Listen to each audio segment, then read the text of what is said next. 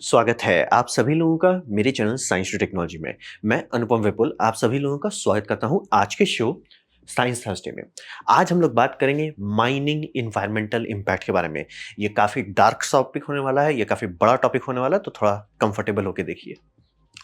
तो सबसे पहले मैं क्लियर कर देना चाह रहा हूँ कि इसका ज़रूरत है, माइनिंग की ज़रूरत है, ये नॉन नेगोशिएबल में आता है। यानी कि जैसे अगर आपको हवा ना मिले आप 3 मिनट में साफ़ हो जाते हैं, आपको पानी ना मिले 3 दिन में साफ़ हो जाते हैं, खाना ना मिले 3 महीने में साफ़ हो जाइएगा। माइनिंग भी वैसा ही है, अगर आप सिविलाइज़ेशन चलाना चाहते हैं, सभ्यता चलाना चाहते हैं, फ़र्क नहीं पड़ता आदम ज़माने के चला रहे हैं या आज के चला रहे हैं, आपको माइनिंग करना पड़ेगा। ये नॉन नेगोशिएबल है। आप किसी भी प्रथा में चले जाएँ, किसी भी प्राचीन टाइम में चले जाएँ, अगर वहाँ धातु है यानी कि मेटल है, तो माइनिंग हुआ था और हुआ है और होता रहेगा। तो ये एकदम क्लियर कर रहे हैं कि इसको मत समझिए कि मॉडर्न टेक्नोलॉजी का एडवांस मतलब आउटपुट है। ये स्केल बड़ा ज़रूर हो गया, लेकिन था पहले से भी। और ये कितना पहले से था समझ लीजिए, हम लोगों ने पेपर का इन्वेंशन नहीं है, उससे पहले से माइनिंग हो रहा है।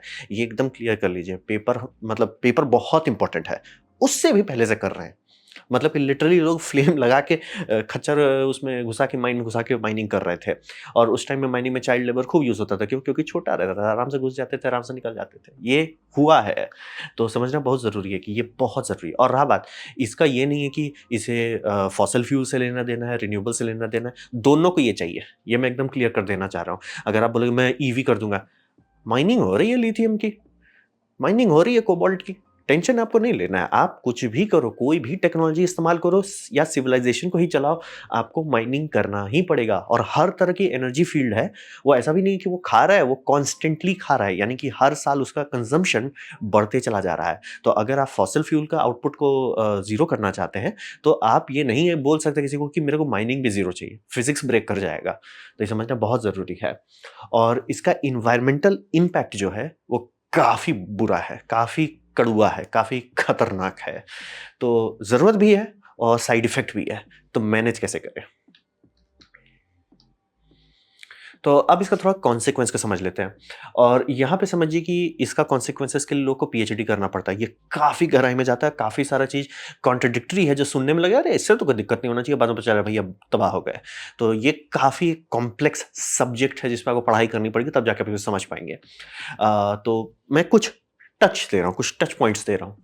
इरोजन यानी कि जहाँ पे भी आप माइनिंग करते हैं, वहाँ पे जनरली नेचर कभी भी खुला जगह नहीं अलाउ करता है। मतलब कि नेचर में कोई भी ऐसा आपको स्क्वायर किलोमीटर नहीं मिलेगा जहाँ पे कुछ ना हो।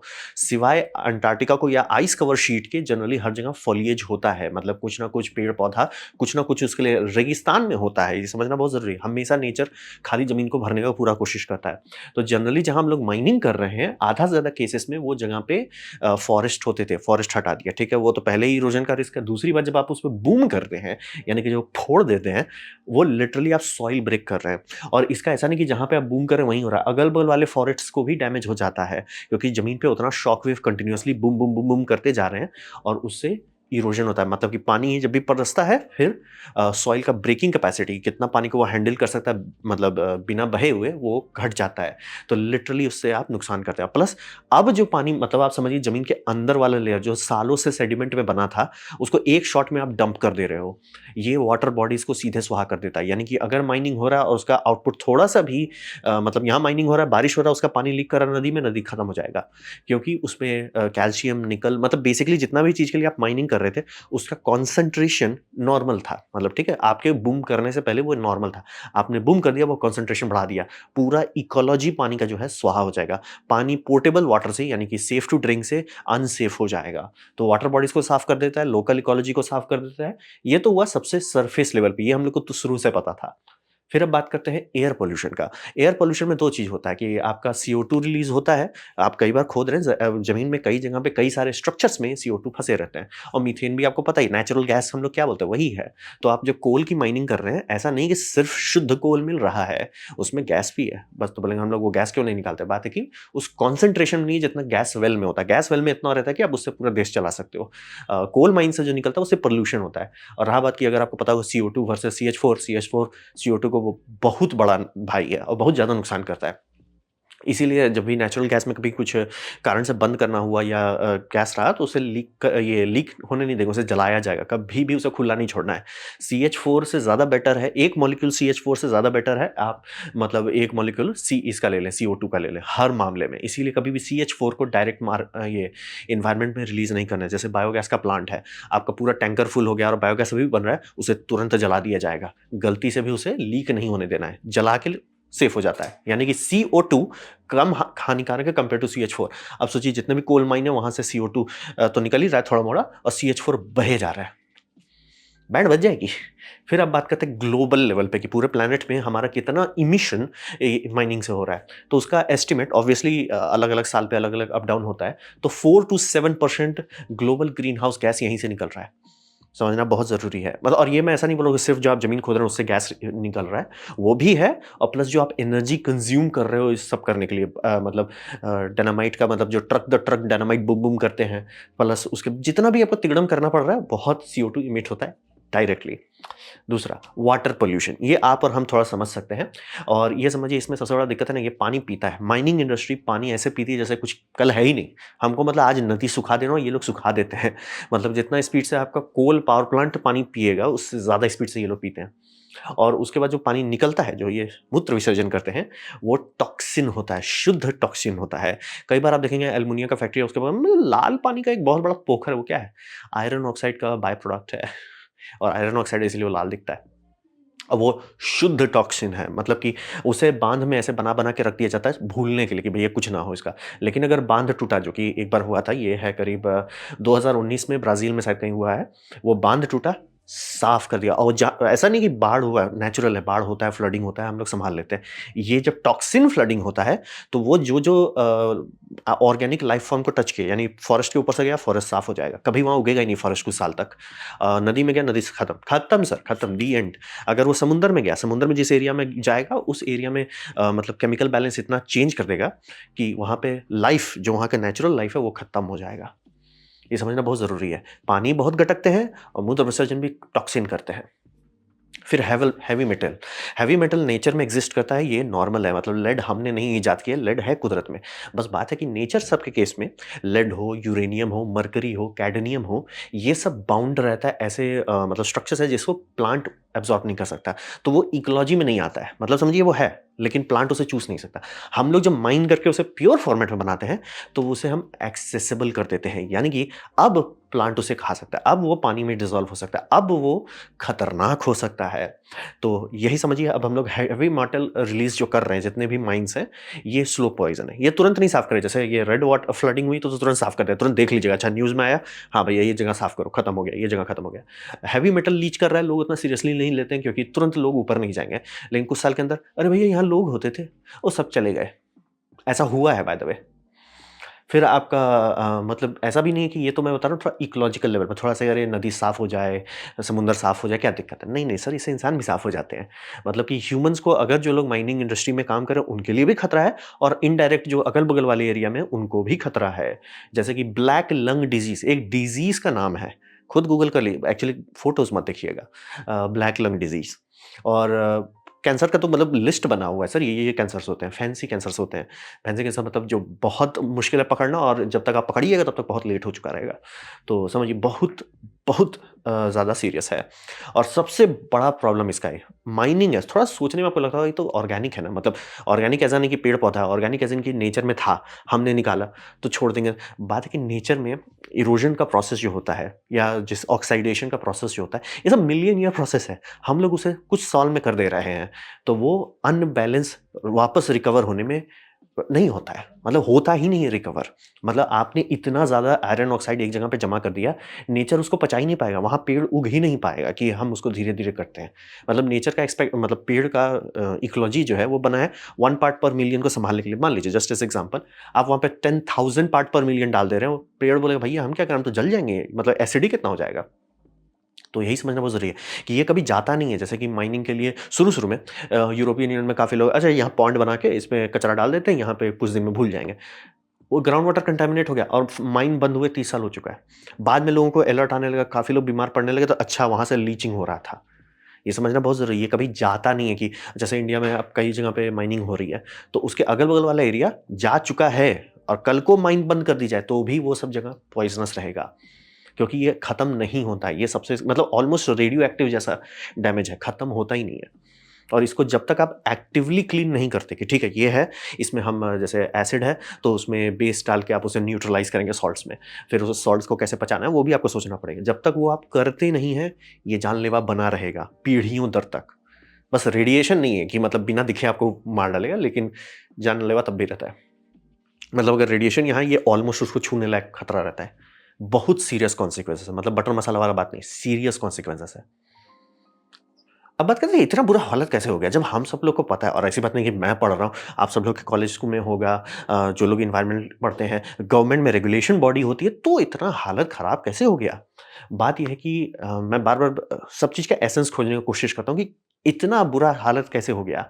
तो घूम फिर के यही आ रहा है कि ये हो गया, फैमिली यूनिट ब्रेक कर गया। मतलब फैमिली यूनिट से इसका क्या लेना-देना है? बात है दुनिया में सबसे पावरफुल जगह पे लोग कौन है? आदमी है। बूढ़ा आदमी है, जो मतलब सालों-साल मेहनत करते ऊपर पहुँचा, ठीक है, बहुत बहुत बढ़िया बात है, पहुँच गया। प्रॉब्लम है कि पहले टाइम में यानी कि अगर आप पुराना पिक्चर देखेंगे, अमेरिकन पिक्चर्स देखेंगे अराउंड 1950 से 1980 तक में, उस समय हमेशा मतलब जो ईविल बिज़नेसमैन भी है, उसका भी थोड़ा-सा ब्रेक लगा रहता था कि अरे मतलब ये जगह जो है जहाँ पे हम मतलब एक्सप्लॉइटेशन कर रहे हैं, वो बचा रहे ताकि कल के लिए कुछ रहे। मतलब ये हमेशा से रही है, मतलब समझिए हेनरी फोर्ड को पता था कि मतलब अगर हम यहाँ से पेड़ लगा के पेड़ से निकाल रहे हैं रबड़ के लिए, तो प्लांट करना पड़ेगा ताकि अगले साल भी रबड़ निकाल सकें। इतना एक लॉजिक रहता था। लेकिन आजकल वो लॉजिक एकदम नहीं दिख रहा है। तो क्यों नहीं दिख रहा है? मतलब अगर आपके पूर्वज के पास था बुद्धि तो आपके पास क्यों नहीं है? तब समझ में आया सबकी फैमिली यूनिट टूटी हुई है। मतलब कि ये सब जो आप कॉर्पोरेशन सबका ऊपर वाले में देखेंगे सबका सेकंड डिवोर्स है, थर्ड डिवोर्स है, फोर्थ डिवोर्स पे चल रहे हैं। ये लोग पूरी तरह से टूट चुके हैं। फैमिली स्ट्रक्चर इनका तबाह हो गया है। और रहा बात कि अभी इंडिया इसका फर्स्ट फेज़ से गुज़र रहा है, तो अभी जब जिनका फैमिली स्ट्रक्चर है वो सुसाइड करते हैं। जब सेकंड और थर्ड स्टेज ऐसा आने लगेगा, जब मतलब इतना नॉर्मल हो जाएगा, तो वो आदमी अंदर से जल जाता है। और जब वो होता है, तो सबसे बड़ा प्रॉब्लम होता है कि ये पोज़ीशन ऑफ पावर पे अगर उस तरह के आदमी पहुँच गए, जो जल चुके हैं अंदर से, उनका लैक ऑफ लेगेसी यानी कि मैं किसी के लिए कल कुछ कर रहा हूँ, यानी कि ये जो कहा जाता है ना कि बाप पेड़ लगाएगा, तो बेटा उस पेड़ को मतलब फ़ायदा उठाएगा। ऐसा नहीं होता था कि बाप लगाएगा, बाप ही फ़ायदा उठाएगा। ऐसा होता था कि बाप पेड़ लगाएगा, बच्चा फ़ायदा उठाएगा और ऐसा पीढ़ी दर पीढ़ी हम लोग आगे ले जाते थे। ये लिनिएज टूट गया, तो लिटरली उनका ग्रीड पे एक ब्रेक रहता था, डिस्क ब्रेक लगा रहता था ग्रीड पे कि थोड़ा-सा हम खाते हैं, थोड़ा दूसरों को भी खिलाते हैं। ये नहीं था हम ही सब खा लेते हैं। अब वो ग्रीड पे जो ब्रेक लगा हुआ था कि मतलब ऐसा नहीं था कि ग्रीड पहले नहीं था, कल भी था, आज भी है, कल भी रहेगा। लेकिन जो ब्रेक था उसपे कि सर थोड़ा-सा मतलब एक होता है ना कि सर एक घर मैंने रख लिया, एक घर मैं और खरीद रहा हूँ, ठीक है। अब हो गया ना कि अरे मेरे पास 1 घर है, 2 घर है, 4 घर, 8 घर, सर पूरा जगह पे हाउसिंग लोन क्राइसिस आप क्रिएट कर दोगे। नहीं, नहीं मेरे को लेना-देना है, मेरे को प्रॉपर्टीज़ चाहिए। उसके बाद आप प्रॉपर्टीज़ मेरे को सारी प्रॉपर्टीज़ चाहिए, मेगा कॉन्ग्लोमरेट्स बन रहे हैं। अब फिर जब मैं इनके सीईओ तक ट्रेस कर रहा हूँ, हाँ, दूसरे डिवोर्स में है, तीसरे डिवोर्स में है। ब्रेक जो अंदर से आता है ना कि सर ये थोड़ा ज़्यादा हो रहा है, वो खत्म हो चुका है। ये लीनिएज टूटा, ये हुआ काम खत्म, दी एंड। मतलब इनका जो सेफगार्ड है ग्रीड का, वो खत्म हो गया है। दूसरी बात ओनर्स जो होते हैं माइन्स के, ये भी आप पुराने टाइम में कंपेयर करें, चाहे वो इंडिया में कंपेयर करें, चाहे कहीं पे भी कंपेयर करें, वो आजकल बहुत दूर रहते हैं। मतलब कि माइन आपका कोई अदानी ओन करके रखा होगा और माइनिंग हो रही होगी किसी छोटा-सा जगह में, कोई जिला में माइनिंग हुला-लला हो रहा होगा। तो इससे दिक्कत होता है ना कि उनको पर्सनली इफ़ेक्ट नहीं कर रहा, तो वो ध्यान भी नहीं देते। जैसे कि ब्राज़ील वाले केस में मैंने देखा कि फ्लडिंग से पूरा एरिया साफ हो गया। माइन का एक भी ओनर वहाँ पे नहीं था। उसको लेना-देना नहीं था। अगर वहाँ पे ओनर रहता देखता है भैया ये डैम को आप लोग थोड़ा सस्ता कहिए हो, एक काम करो चेक करो तो, हम यहीं रहते हैं। ये पहले होता था कि मतलब एक लिमिट से ज़्यादा हम लोग क्यों नहीं एक्सप्लॉइट करते थे कि भैया हम वहीं रह रहे हैं। अगर जैसे मान लिया आपने डैम बनाया और डैम के नीचे आप रह रहे हो, ऑब्वियसली आप सबसे ज़्यादा ध्यान दोगे कि भैया डैम नहीं क्रैक होना चाहिए और अगर आप बॉस हो, आप एक्चुअली चेक करोगे डैम में क्रैक दिख गया। क्रैक है भैया हम यहाँ सोते हैं, हमको क्रैक नहीं ठीक करो तो उसको। ऐसे करके लोग बचा अब हो गया कि ये जो हम लोग क्या बोले मतलब multi level corporation multinational corporations जो हो गए, लिटरली 4-5 कंपनी चाइना में पूरी दुनिया के माइन्स ओन करके रखी हुई है। उनको क्या लेना-देना है कि ब्राज़ील में कोई लोग मर रहा है या इंडिया में कोई मर रहा है, कोई पाकिस्तान में मर रहा है, उनको क्या लेना-देना है? उस लोग वो तो देखे भी नहीं होंगे वो जगह। बहुत सारे केसेज़ में जगह नहीं देखे होते हैं ओनर्स कि भैया मैंने कहाँ का माइन खरीदा है। मतलब पेपर पे पता है कि यहाँ का माइन है, इसका ये प्रॉफ़िट है, ये लॉस है, वो पता है। सर वहाँ के लोगों को उससे मिला है कभी? ना। तो ये जो डिस्टेंस डाल रहे हैं, पहले तो आपने उनका इमोशनल जो साइकोलॉजिकल ब्रेक था, वो ब्रेक की आपने वाट लगा दी। फिर आप इतना दूरी वाले हो गए हैं ओनर्स की, उनको जेन्युइनली कोई लेना देना नहीं, वो सीधा आग लगा देंगे उस जगह पे, उनको टेंशन नहीं है।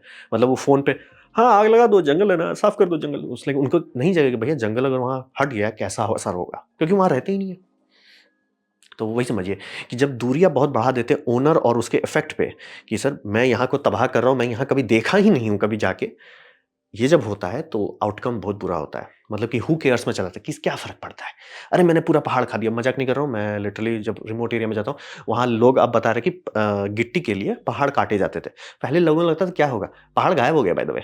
छोटे-छोटे मतलब हिली पहाड़ थे, खत्म हो गया। फ्लैट जगह बचा है वहाँ बस। तो वही समझिए। और उसके ऊपर एक और दिक्कत आता है कि ब्यूरोक्रेसी इतना ज़्यादा हो गया आज के टाइम में, प्राइवेट कॉर्पोरेशन के अंदर भी देख लीजिए, गवर्नमेंट के अंदर भी देख लीजिए, इतना हो गया कि ट्रांसपेरेंसी खत्म हो गया है। मतलब किसी को पता भी नहीं है कि मतलब कोई बुरा ना चाहते हुए भी कर दे रहा होगा, उसको पता भी नहीं चलेगा कि अरे मैंने तो दिया था कि प्रॉफिट बढ़ाओ और आपने तो मतलब ये कंडीशन अप्लाई लगाया नहीं था कि प्रॉफिट इन्वायरमेंटल कॉस्ट पे मत करो। तो ये जो डिस्टेंस हो गया हर चीज़ के बीच में, ओनर और प्रॉपर्टी के बीच में, और फैमिली यूनिट के बीच में, जो मतलब होता है ना कि कल मतलब आज पेड़ लगाएंगे कल उसको कोई एंजॉय करेगा, वो जैसे टूट जाता है आदमी का। हर जो आप लोग एंड्रयू टेट देखते हैं ना, तो हम लोग क्या ऐसा एक दो ठो है। अब इमेजिन कीजिए कि वही साइकोलॉजी दुनिया के जो सबसे ज़्यादा पावरफुल लोग हैं, जो सब कंट्रोल कर रहे हैं, उनका हालत वैसा हो चुका है, वो जल चुके हैं दुनिया से, वो दुनिया को छोड़ेंगे नहीं, उनको है कि मेरे को चाहिए। वैसे लोग अगर आ गए पावर में, जो कि हो रहा है, भगवान बचाए, ये हो गया, इसीलिए इतना आउट ऑफ हैंड चला गया है। अब बात करते हैं हमने क्या गलती किया। हमने गलती किया इग्नोरेंस का। तो इग्नोरेंस में ये समझिए कि आधा से ज़्यादा एक्टिविस्ट जो लोग हैं, वो अटेंशन सीकर हैं। वो एक्चुअली पर्यावरण से ज़्यादा उनको अटेंशन पे इंटरेस्ट है। ये मतलब साइकियाट्रिस्ट लोग इसको थोड़ा देख के पता देता है, और मैं चूँकि मैं खुद भी साइकोलॉजी पढ़ा हूँ, थोड़ा दिख जाता है भाई, सर आपका बिहेवियर सही नहीं लग रहा है हमको। और बहुत ज़्यादा लोगों को सेवियर कॉम्प्लेक्स है कि मैं दुनिया बचाऊंगा। इसलिए सर वैसे नहीं होता, दुनिया अगर लाखों लोगों ने मिलकर डुबाया है तो लाखों लोग मिलकर ही बचाएंगे, एक से नहीं होगा। जैसे कि इलॉन मस्क लिटरली फूकने लगा है आजकल कुछ जाता, तो it's like I am doing more for saving the planet than everyone else. I am like भाई सोलर पैनल तुमने इन्वेंट नहीं किया है। नहीं किया, मतलब बहुत सारे लोग ज़्यादा काम किए हैं।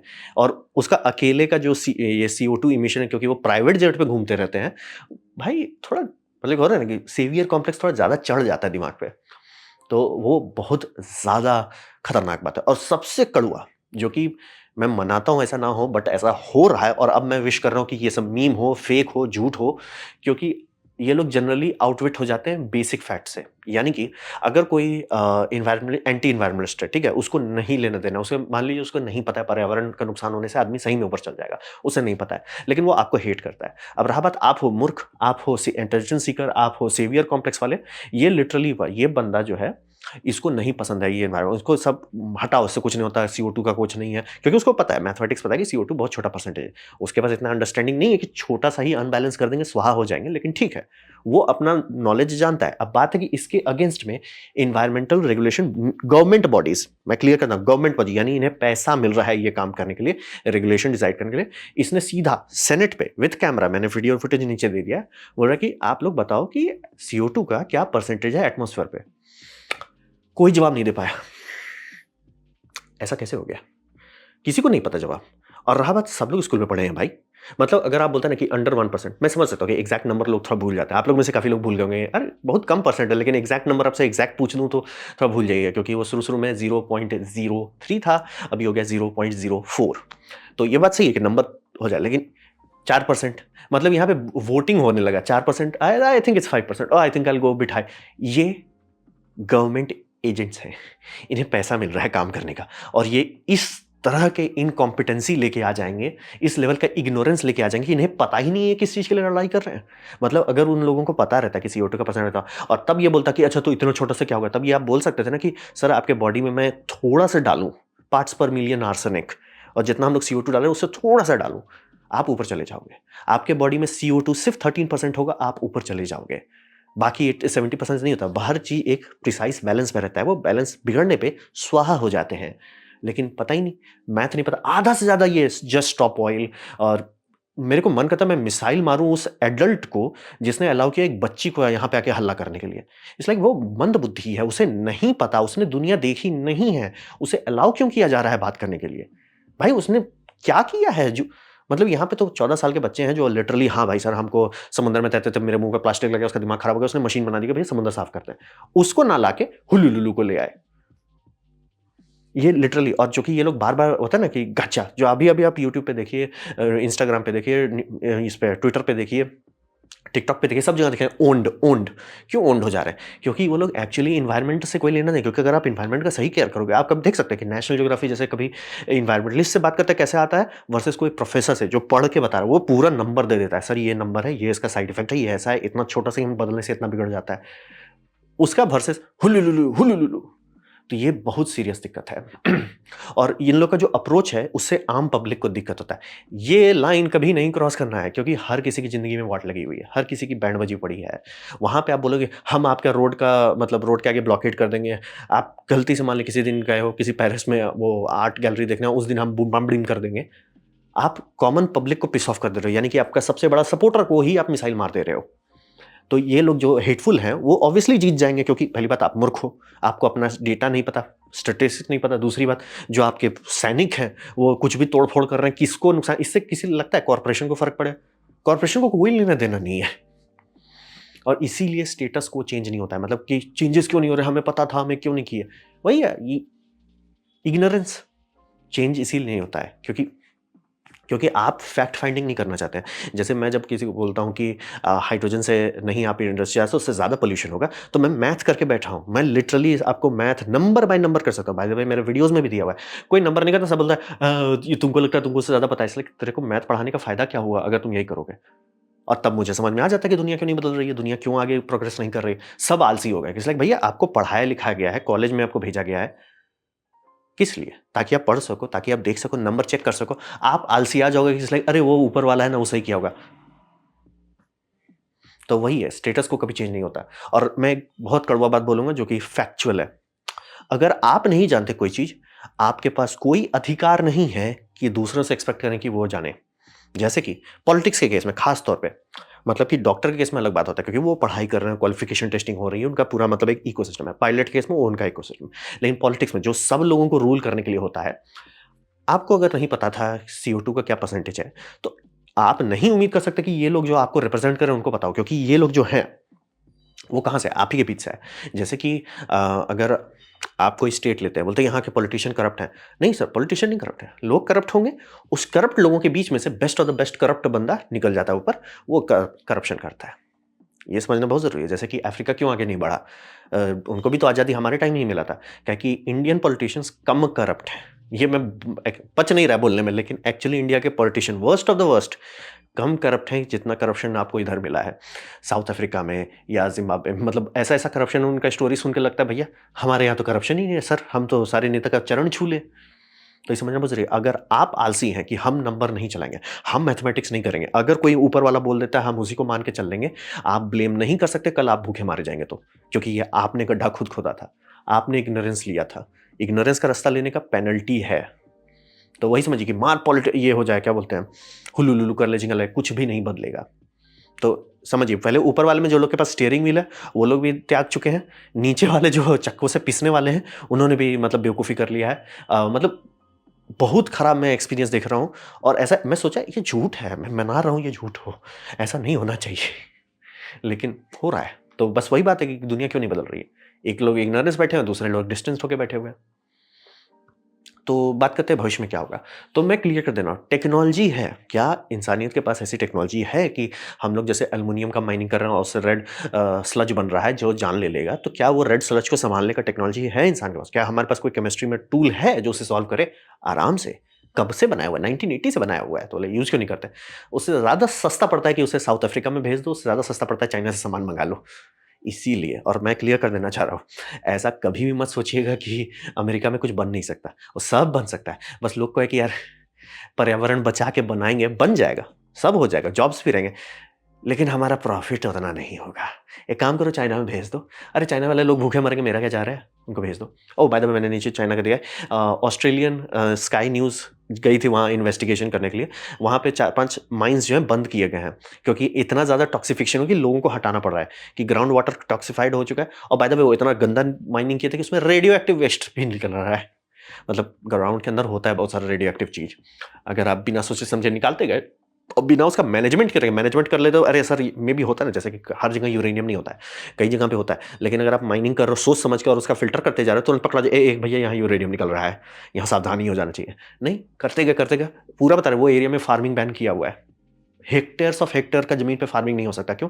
वहाँ पे फार्म अगर किए और पौधा उगा, पौधा के अंदर हेवी मेटल पॉइज़निंग है। यानी कि अगर आप खाएँगे, आप सोचेंगे मैं तो भुट्टा खा रहा हूँ, सर आप लेड खा रहे हो। तो ये समझना बहुत ज़रूरी है कि ज़्यादा आसान पड़ता है कि कॉन्गो में माइनिंग करवा दो, या देख के दर्द होता है, बट ये ज़्यादा सस्ता पड़ता है।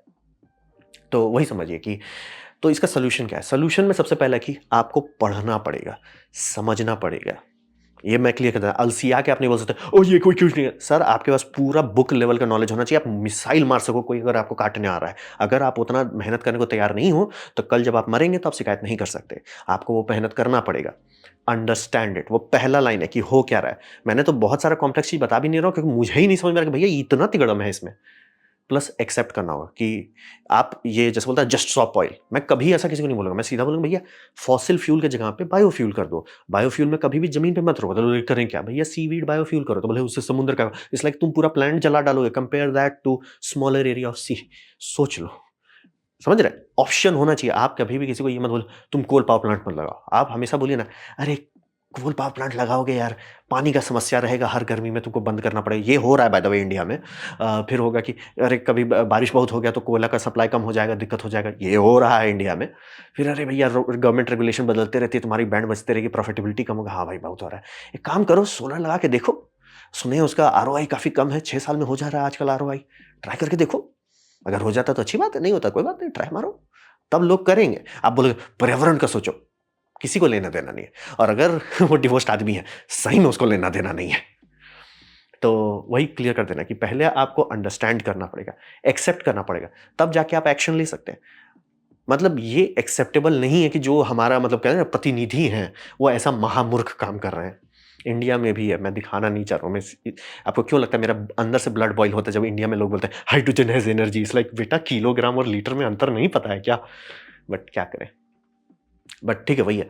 और अगर नॉलेज के बिना आउट ऑफ टच पीपल लोग अगर स्टीयरिंग व्हील पकड़े रहे, जो अभी हो रहा है, हमारा फ्यूचर तबाह हो जाएगा। हमारे पास रिएक्शन टाइम भी नहीं मिलेगा, हमें कंट्रोल करने का भी नहीं मौका मिलेगा। अरे सर कंट्रोल कैसे करें, पता ही नहीं। लोग भूल जाए, जैसे बोल रहे हैं 1998 में प्रोजेक्ट बंद किया गया था यूएस गवर्नमेंट की तरफ से, जो फॉसिल फ्यूल ये एलजीसी बायोफ्यूल का था। क्यों बंद किए थे? उस टाइम ओपेक ने दाम घटा दिया था तेल का, $15 पर बैरल था। बोले $15 था उस टाइम में। हाँ अभी 99 है लगभग। और उस टाइम उनका रोना था कि अरे सर बना तो देंगे लेकिन डबल दाम आएगा, तो यानी कि 30, मान लीजिए वो 40 भी है, अगर वो उस टाइम पड़े रहते उस पे, हमारा प्रॉब्लम सॉल्व हो जाता है। और हर कोई अभी बस वो लाइन लेके बैठ रिपीट करता रहता है, ओ ये पेट्रोल से डबल होगा। इसलिए सर आपने कभी देखा है पेट्रोल का दाम घटते हुए? नहीं घट सकता। आपने सोलर का दाम दिखाया हुआ है घटते हुए? हाँ घट रहा है ना, पर वाट का दाम घटते जा रहा है। विंड का क्या आपने देखा दाम घटते हुए? हाँ घट रहा है। कैसे घट रहा है? टेक्नोलॉजी है, कर सकते हैं। सीवीड में दाम घट सकता है, फॉसिल फ्यूल पे नहीं घट सकता, क्योंकि ऑयल वेल से हमें पता है उसमें कितना ऑयल है, आप निकालते जा रहे हैं, वो खत्म हो जाएगा और दाम बढ़ते जाएगा। लेकिन नहीं, तो वही बोल रहे हैं कि अगर हमारा भविष्य उन लोगों के हाथ में रहा जिनको कोई लेना है, जो 80 साल के बूढ़े हो चुके हैं, कोई जिनको लेना देना नहीं है, वो तबाह कर देंगे, क्योंकि उनका कुछ नहीं, वो तो रिटायर हो जाएंगे। जैसे एक बंदे ने बहुत सही बात बोला था कि माइनिंग कंपनीज जो हैं वो क्लेम कर रही है कि हम बाय 2050 इंप्रूव कर देंगे अपना CO2 50% कम कर देंगे। इट्स लाइक सर आप रिटायर हो चुके रहोगे, जो लोग सीईओज हैं वो आप रिटायर कर, दूसरा सीईओ अगर बात बदल दिया, आपको तो हम होल्ड अकाउंटेबल भी नहीं कर सकते, और इतना टाइम में नहीं होगा, आपको तुरंत करना है। वही रहता है कि, और यहाँ पे सबसे कड़वा बात जो मैं बोलूँगा वो ये है कि ये वो लोग नहीं कर रहे हैं, इट्स नॉट देम कि वो हमारी ले रहे हैं, वो कॉरपोरेशन ले रहे हैं, वैसा नहीं है। कॉरपोरेशन हमारी ले ज़रूर है, लेकिन वो उनका फ़ायदा नहीं इस बात से नहीं है कि वो हमारी ले लें, उनका फ़ायदा इस है कि हम देना चाहते हैं। मतलब इट्स अस, हम अलसियाना चाहते हैं, हम नहीं पढ़ना चाहते, हम क्यों मैथमेटिक्स करें? हम क्यों मैथमेटिक्स करें? अगर ये आप जब बोल रहे हो कि हम क्यों मैथमेटिक्स करें, तो आप मत एक्सपेक्ट कीजिए कि कल आप पानी पी रहे हैं और उसमें कैडमियम मिल गया और आपके पूरे परिवार में सबको कैंसर हो रहा है। आप नहीं कंप्लेन कर सकते। आपको पूरा पता होना चाहिए।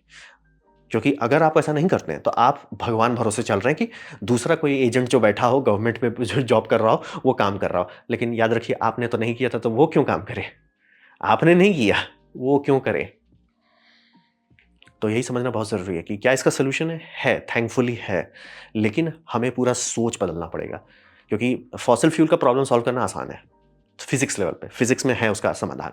ये फिज़िक्स में नहीं है, तो दिक्कत है ये थोड़ा। तो ये ना मेरा प्रेज़ेंटेशन माइनिंग पॉल्यूशन के बारे में। उम्मीद करता हूँ आपको अच्छा लगा, कुछ सीखने मिला, कुछ समझ में आया। अगर ऐसा है, लाइक कर दें, दोस्तों से शेयर कर दें, उससे मेरा काफ़ी भला होगा। नहीं अच्छा लगा, नहीं पसंद आया, कोई बात नहीं, आप डिसलाइक दबा सकते हैं। मैं कहूँगा डिसलाइक 2 बार दबाएँ, उससे मुझे पता चले कितना नापसंद हुआ है। मैं आपसे कहूँगा कमेंट करें, मैं हर कमेंट को पढ़ने की कोशिश करता हूँ। आपसे कहूँगा सब्सक्राइब कीजिए, बेल दबाइए अगर आप फ्री हैं तो। आपने मेरा वीडियो देखा, जान के मुझे बहुत खुशी हुई। धन्यवाद।